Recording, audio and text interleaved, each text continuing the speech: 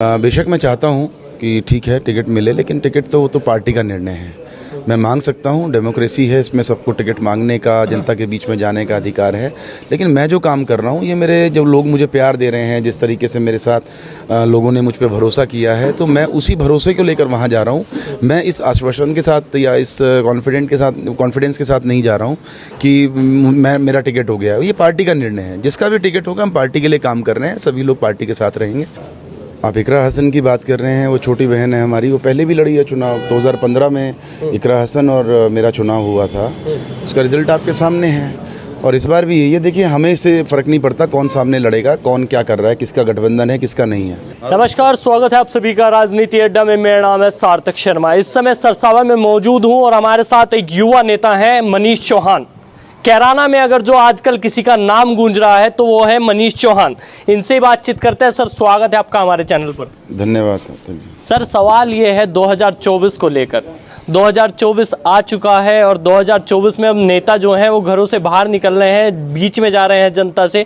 आप कैसे देखते हैं, बीजेपी क्या कर रही है 2024 में? देखिए, जहाँ तक आपने बात की है, हम तो लगातार जनता के बीच में ही हैं।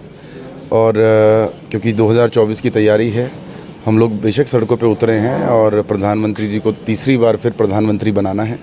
और उसी के लिए बस जो बीजेपी ने कार्य किए हैं, जो समस्याएं हैं, उन्हीं को लेकर लोगों के बीच में निकले हैं। अच्छा, अगर जो बात की जाए कैराना की, तो आखिर ऐसा क्या हो गया कि कैराना में मनीष चौहान होने लगा, अचानक ही एकदम नाम सामने आने लगा? क्या कहना चाहेंगे इस चीज़ को? देखिए, ये तो लोगों का प्यार है।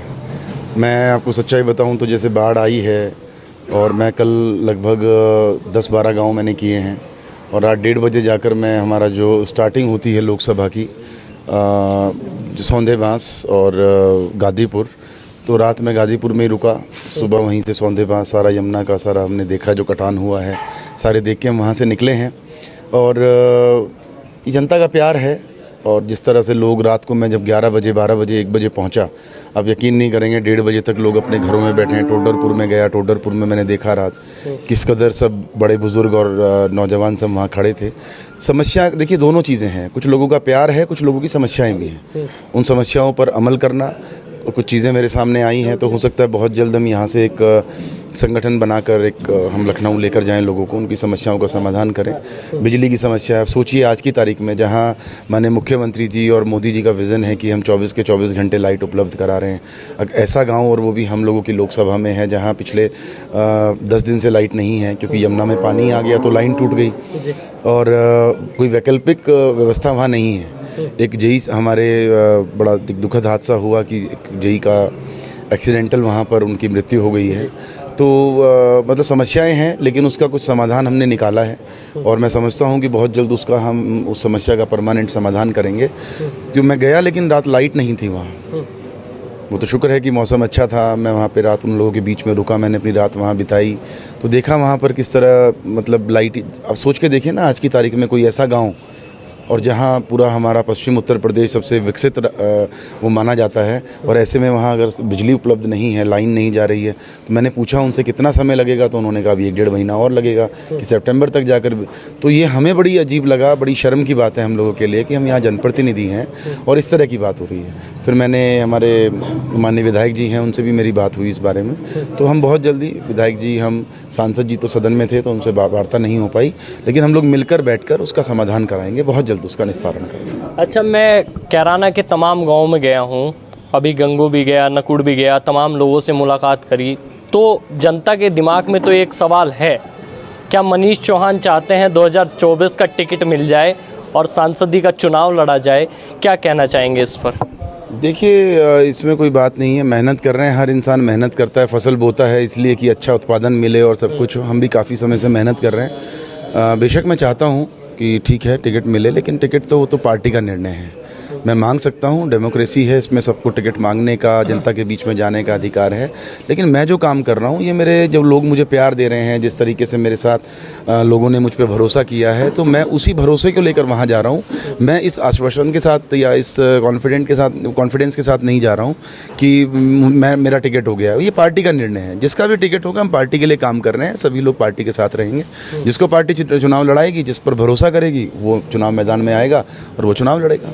कहा जा रहा है कि कैराना शामली थाना भवन अब की बार आसान नहीं है, बीजेपी के लिए तो बिल्कुल भी नहीं है। अगर जो देखा जाए 2022 में इलेक्शन हुए, तीनों जो सीटें थी वो चली गई विपक्ष के पास, पक्ष के बाद कुछ नहीं बचा।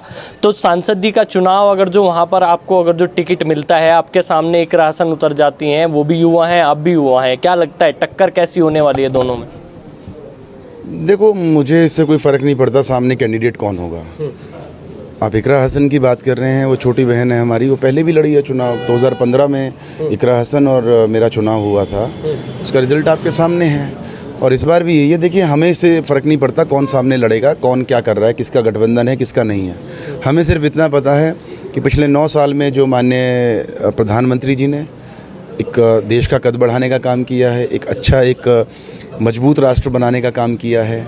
माननीय मुख्यमंत्री जी लगातार पिछली योजना सरकार 5 साल बड़े बहुत अच्छे से कामयाबी के हमारे 5 साल रहे। इस बार वो रिपीट होकर दूसरी बार पुनः मुख्यमंत्री का पद उन्होंने संभाला है।